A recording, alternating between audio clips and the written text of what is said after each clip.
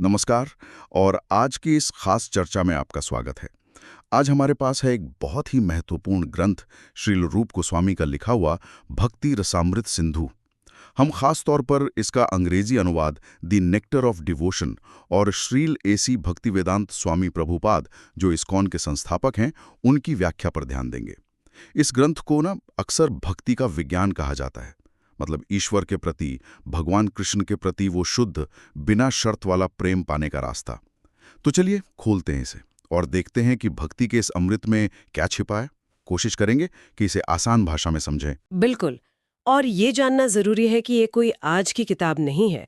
ये 16वीं सदी में लिखी गई थी श्रील रूप गोस्वामी द्वारा, जो खुद चैतन्य महाप्रभु के बहुत करीबी शिष्य थे। श्रील प्रभुपाद ने इसे अपनी व्याख्या से, कह सकते हैं, पूरी दुनिया के लिए सुलभ बना दिया है। इसे भक्ति योग की एक तरह की हैंडबुक ही माना जाता है और इसका मुख्य उद्देश्य है कृष्ण के लिए वो विशुद्ध प्रेम बिना किसी स्वार्थ के वो कैसे जगाया जाए, ये समझाना। तो आज हमारा काम यही है कि इस ग्रंथ से जो मुख्य बातें हैं, जो ज्ञान है, उसे निकालें। हाँ, और शायद कुछ ऐसी बातें भी जो हमें चौंका दें। तो शुरू करते हैं सबसे पहले सवाल से। जब ये ग्रंथ विशुद्ध भक्ति या प्योर डिवोशन कहते हैं, तो इसका ठीक मतलब क्या होता है? क्या ये बस एक भावना है? आपने एक श्लोक का जिक्र किया था जो इसे परिभाषित करता है। जी हाँ, ग्रंथ की शुरुआत ही इसी परिभाषा से होती है। श्लोक है, अन्याभिलाषिता शून्यम ज्ञान कर्माद्य नावृतम आनुकूल्येन कृष्णानुशीलनम भक्तिरुत्तमा। थोड़ा इसको खोलते हैं। पहला हिस्सा है अन्याभिलाषिता शून्यम। इसका मतलब है किसी भी अन्य इच्छा से, मतलब दूसरी इच्छा से पूरी तरह शून्य, यानी खाली होना। अन्य इच्छाएं जैसे मतलब सांसारिक चीजें। हाँ, सांसारिक सुख, कोई पद, प्रसिद्धि या यहाँ तक कि मोक्ष की इच्छा भी। मोक्ष की इच्छा भी नहीं, ये तो काफी ऊंची बात लगती है। जी, भक्ति को उत्तमा यानी सबसे अच्छी तभी कहा है जब वो इन सबसे आजाद हो। फिर आता है ज्ञान कर्माद्य नावृतम। मतलब ये भक्ति न तो ज्ञान से ढकी हो न कर्म से। ज्ञान और कर्म से ढकी ना हो, इसका क्या मतलब हुआ? यहाँ ज्ञान का मतलब है वो सूखा बौद्धिक ज्ञान जिसमें भगवान के रूप या सेवा का भाव नहीं होता, सिर्फ निराकार की खोज होती है। और कर्म का मतलब है वो काम जो हम किसी फल की इच्छा से करते हैं, सकाम कर्म। तो विशुद्ध भक्ति इन दोनों से अनावृत है, यानी ढकी हुई नहीं है, इनसे प्रभावित नहीं होती। अच्छा, तो अगर कोई इच्छा नहीं, ज्ञान का जोर नहीं, कर्म का बंधन नहीं, तो फिर भक्ति है क्या आखिर? वही श्लोक का आखिरी और सबसे जरूरी हिस्सा बताता है। आनुकूल्येन कृष्णानुशीलनम। कृष्णानुशीलनम मतलब कृष्ण से जुड़ी चीजों का लगातार अभ्यास, उनकी सेवा, उनका ध्यान, उनके बारे में सुनना, बोलना। और ये कैसे करना है? अनुकूल्येन, यानी इस तरह से कि कृष्ण खुश हों, प्रेम से। अच्छा, उनकी खुशी के लिए। हाँ, तो निचोड़ ये है, विशुद्ध भक्ति है कृष्ण की प्रेम भरी सेवा, जो सिर्फ और सिर्फ उनकी खुशी के लिए है, जिसमें भक्त का अपना कोई एजेंडा नहीं है और जो बाहरी ज्ञान या कर्म के दिखावे से मुक्त है। ये खुद में एक मंजिल है, कहीं और पहुंचने का साधन नहीं। ये जो आपने कहा अनुकूल भाव से, ये बड़ा दिलचस्प लगा। मतलब सिर्फ सेवा करना काफी नहीं, बल्कि ये देखना कि भगवान को वो पसंद भी आ रहा है या नहीं। ये तो एक बहुत ही निजी, एक संवेदनशील रिश्ते की तरफ इशारा है। बिल्कुल सही पकड़ा आपने। ये सिर्फ बाहरी क्रिया नहीं, ये अंदर की चेतना की बात है।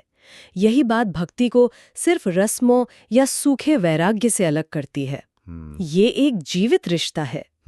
अब ग्रंथ कहते हैं कि ये जो उत्तमा भक्ति है, ये ऐसा नहीं कि बटन दबाया और हो गई। ये धीरे धीरे विकसित होती है, एक सफर है। तो इस सफर के पड़ाव क्या है? हाँ, भक्ति रसामृत सिंधु इसे बड़े व्यवस्थित तरीके से बताता है। जैसे बीज से पेड़ बनता है ना, वैसे ही 9 मुख्य चरण बताए हैं। पहला है श्रद्धा, मतलब एक शुरुआती विश्वास, एक आदर। वो पहली चिंगारी की हाँ, इस रास्ते में कुछ बात है, शायद कृष्ण ही सच है। एक जिज्ञासा, श्रद्धा। ठीक है, ये पहला कदम। जी। फिर दूसरा साधु संग। जब श्रद्धा होती है तो इंसान ऐसे लोगों का साथ ढूंढता है जो इस रास्ते पर चल रहे हैं, यानी भक्त। उनके साथ से श्रद्धा और पक्की होती है, प्रेरणा मिलती है। सही बात है, संगति का असर तो होता है। तीसरा है भजन क्रिया। अब असली अभ्यास शुरू होता है, जैसे गुरु के निर्देशन में सुनना, कीर्तन करना, भगवान को याद करना, पूजा करना। ये साधना की शुरुआत है। यानी पहले विश्वास, फिर साथ, फिर उस साथ से प्रेरणा लेकर खुद अभ्यास। ये तो बड़ा लॉजिकल लग रहा है। इसके बाद आता है सफाई का दौर, कह सकते हैं चौथा चरण, अनर्थ निवृत्ति। जब कोई ठीक से भजन क्रिया करता है तो दिल में जो अनर्थ जमा होते हैं, बेकार की इच्छाएं, बुरी आदतें, शक, गलतियां, वो सब धीरे धीरे हटने लगते हैं। ये एक तरह की क्लीनिंग प्रोसेस है। अनर्थ निवृत्ति सुनने में ही राहत लग रहा है, जैसे मन हल्का हो रहा हो। हाँ, बिल्कुल। और जब ये अनर्थ कम होते हैं तो पांचवा चरण आता है निष्ठा। भक्ति में एक स्थिरता आ जाती है। अब मन आसानी से भटकता नहीं, अभ्यास पक्का और नियमित हो जाता है। निष्ठा मतलब टिक जाना। जी। इसके बाद भक्ति में मजा आने लगता है। छठा चरण, रुचि। अब अभ्यास बोझ नहीं लगता, उसमें एक स्वाभाविक स्वाद आता है, दिलचस्पी पैदा होती है। अच्छा, मतलब अब अच्छा लगने लगता है। हाँ, और जब रुचि गहरी होती है तो वो सातवां चरण बन जाती है, आसक्ति। कृष्ण और उनकी सेवा से एक गहरा लगाव हो जाता है, भक्त उनके बिना रह नहीं पाता। आसक्ति, गहरा लगाव, फिर आसक्ति और पक्कर आठवां चरण बनती है भाव। इसे प्रेम के पहली झलक कह सकते हैं। भक्त के दिल में कृष्ण के लिए गहरी आध्यात्मिक भावनाएं आने लगती हैं, जैसे रोना आ जाना, रोंगटे खड़े हो जाना। ये प्रेम की दहलीज है। भाव। और फिर आखिरी मंजिल, आखिरी और नौवां चरण है प्रेम। वही कृष्ण प्रेम, ये वही शुद्ध बिना शर्त वाला दिव्य प्रेम है जो भक्ति का परम लक्ष्य है। वाह! श्रद्धा के एक नन्हे बीज से शुरू होकर प्रेम के इतने बड़े पेड़ तक पहुंचना, ये दिखाता है कि भक्ति सिर्फ भावनाओं का उबाल नहीं, बल्कि धैर्य से सींचा जाने वाला पौधा है। हर कदम पिछले पर टिका है। बिल्कुल, और हर कदम जरूरी है, कोई स्टेप स्किप नहीं कर सकते। ये एक स्वाभाविक विकास है। तो इस सफर पर चलने के लिए खासकर भजन क्रिया वाले चरण और उसके बाद कुछ ठोस तरीके भी तो बताए होंगे, कैसे साधा जाए इसे। हाँ, ग्रंथ 9 खास तरीके या प्रक्रियाएं बताता है जिन्हें नवधा भक्ति कहते हैं। ये वो 9 मुख्य रास्ते हैं जिनसे कोई भी अपनी भक्ति को बढ़ा सकता है, और ये सभी सीधे भगवान से जुड़ते हैं। इनमें से कुछ मुख्य हैं। पहला, श्रवण, यानी भगवान के नाम, रूप, गुण, लीलाओं के बारे में श्रद्धा से सुनना, शास्त्रों से, गुरु से, भक्तों से। सुनना, ये तो ज्ञान का आधार हुआ। जी। दूसरा, कीर्तन, भगवान की महिमा जोर से गाना। इसमें नाम जप करना, जैसे हरे कृष्ण महामंत्र, भजन गाना, उनकी कथा कहना, ये सब आता है। सुनना और गाना, श्रवण और कीर्तन। तीसरा, स्मरण, मन में लगातार भगवान को याद करना, उनके रूप को, लीलाओं को, नामों को। ये भक्ति को अंदरूनी बनाता है। श्रवण, कीर्तन, स्मरण, ये 3 तो बहुत सुने हैं। बाकी 6 कौन से हैं? बाकी 6 भी उतने ही महत्वपूर्ण हैं। चौथा, पाद सेवन, भगवान के चरण कमलों की सेवा।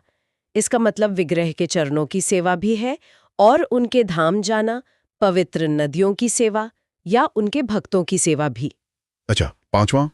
पांचवा, अर्चन, विधि से मंदिर में या घर पर भगवान के विग्रह की पूजा करना, नहलाना, कपड़े पहनाना, भोग लगाना, आरती करना। ये पूजा पाठ वाला तरीका। हाँ। छठा, वंदन, भगवान को प्रार्थना करना, उनकी स्तुति गाना, उन्हें प्रणाम करना।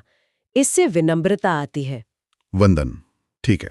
सातवां, दास्य, खुद को भगवान का सेवक समझना और उसी भाव से सेवा करना, जैसे हनुमान जी राम जी के सेवक थे। दास्य भाव। और आठवां? आठवां, सख्य, भगवान को अपना सबसे अच्छा दोस्त समझना, बराबरी का रिश्ता, विश्वास का, जैसे अर्जुन का कृष्ण से था। सख्य, दोस्त की तरह। और नौवां, आत्मनिवेदन, अपना सब कुछ, तन, मन, धन, आत्मा पूरी तरह से भगवान को सौंप देना, कंप्लीट सरेंडर। 9 अलग-अलग तरीके हैं। क्या इन सब का पालन करना होता है या कोई एक चुन सकते हैं? ग्रंथ बताते हैं कि ये 9 के 9 बहुत शक्तिशाली हैं। अगर कोई निष्ठा से इनमें से किसी एक को भी अपना ले तो भी वो परम लक्ष्य पा सकता है। जैसे राजा परीक्षित ने सिर्फ सुनकर श्रवण मुक्ति पाई, सुखदेव गोस्वामी ने सिर्फ कीर्तन करके। अच्छा, सिर्फ एक से भी? जी हाँ, प्रहलाद महाराज ने स्मरण से, लक्ष्मी जी ने पाद सेवन से, हनुमान जी ने दास्य से, अर्जुन ने सख्य से और बलि महाराज ने आत्मनिवेदन से सब कुछ पाया। हालांकि अक्सर भक्त इनमें से कई का मिश्रण अपनाते हैं जो उन्हें ठीक लगता है। जरूरी ये है कि इन्हें सही मार्गदर्शन और सही भावना से किया जाए। ये जानना कि भक्ति सिर्फ एक सोच नहीं बल्कि ऐसी ठोस क्रियाएं हैं जिन्हें कोई भी अपना सकता है, ये इसे बहुत प्रैक्टिकल बना देता है। कोई भी कहीं से तो शुरू कर ही सकता है। अब एक और शब्द आता है भक्ति के साथ, रस। स्रोतों में इसका जिक्र है। ये रस क्या चीज है? रस ये भक्ति का एक बहुत ही गहरा और कह सकते हैं सुंदर पहलू है।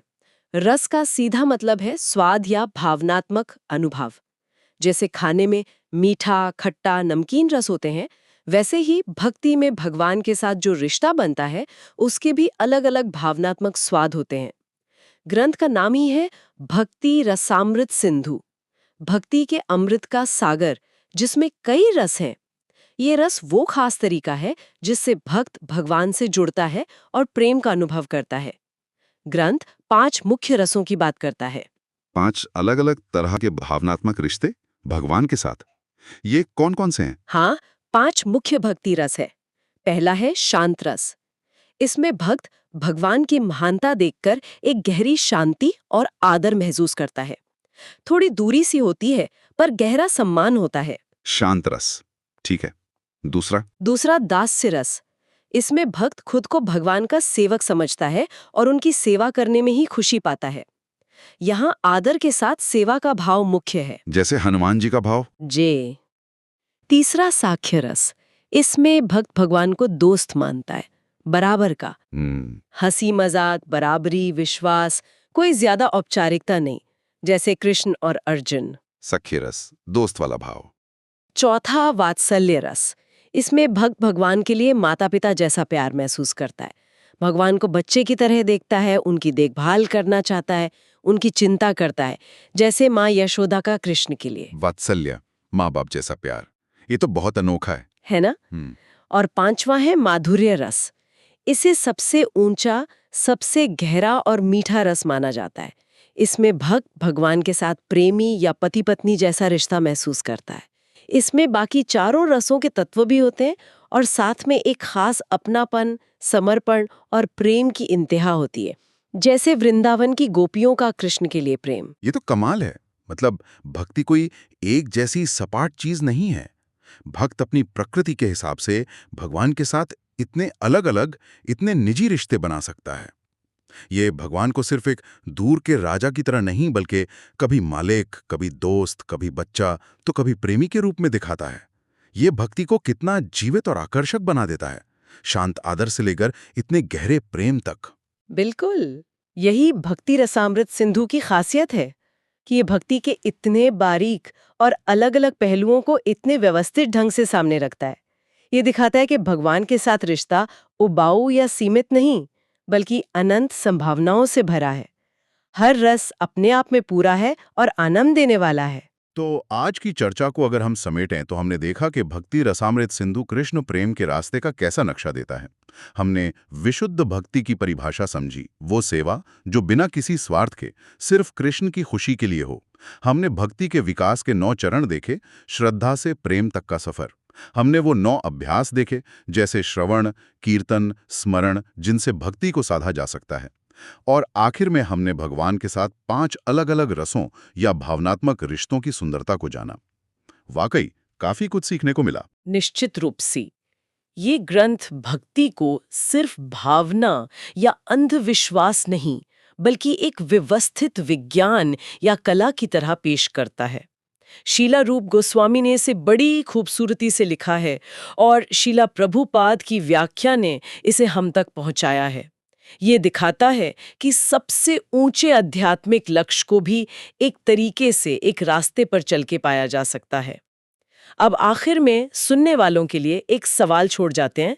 भक्ति के इन अलग-अलग चरणों, तरीकों और खासकर इन रसों को ईश्वर के साथ सेवक, दोस्त, माता पिता या प्रेमी जैसे रिश्ते की संभावना को समझने के बाद ये ज्ञान किसी की अपनी आध्यात्मिक खोज पर क्या असर डाल सकता है? क्या ये विचार कि परमात्मा के साथ इतने तरह के और इतने निजी रिश्ते मुमकिन हैं, हमारे अपने इंसानी रिश्तों को देखने का नजरिया भी बदल सकता है, चाहे हम किसी भी परंपरा से हों या ना हों? इस पर सोचना वाकई दिलचस्प हो सकता है।